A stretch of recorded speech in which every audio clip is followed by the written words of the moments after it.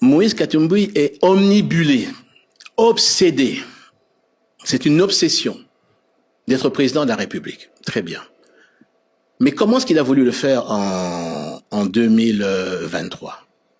Je vous avais dit, lorsque j'ai fait cette interview, qu'une opération est en train d'être montée avec des Russes, parce qu'en tant que ministre de la Défense, j'avais le réseau d'information assez poussé, pour pouvoir manipuler et entrer dans le site de la CENI, sortir des faux listings et être diffusés par une grande organisation que je n'ai pas voulu nommer, mais en fait, c'était déjà les acteurs, certains acteurs de la SENCO. Vous nous avez dit que vous alliez nous donner des preuves. Aujourd'hui, voilà. Vous les avez?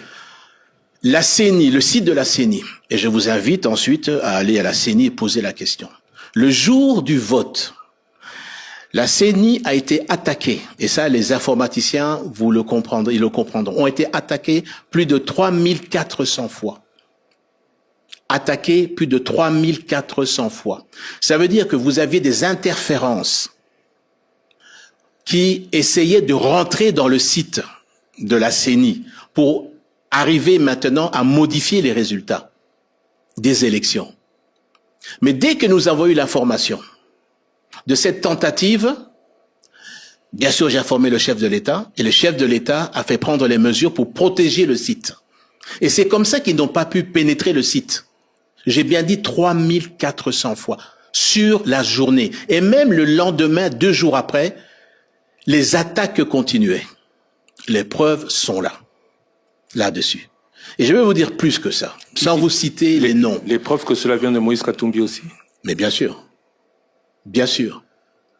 Parce que le renseignement, moi, quand on me le donne, on le cite, nommément. Et vous avez réussi à monter sur la base des renseignements qu'on vous donne, bien sûr, à sa personne? Bien sûr. Puisque ceux à qui il a demandé, c'est ceux qui sont venus de le dire. Et qui sont ceux-là? Ça, je ne vais pas vous donner le nom. Lui-même, il le sait.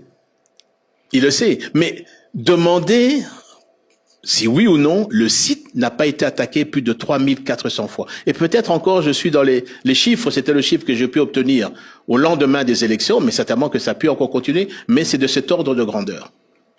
L'idée était de pouvoir rentrer, changer les chiffres à l'intérieur des votes, imprimer un faux listing de résultats et le donner à des acteurs, à certains acteurs de la SENCO pour diffuser et dire voilà les vrais résultats.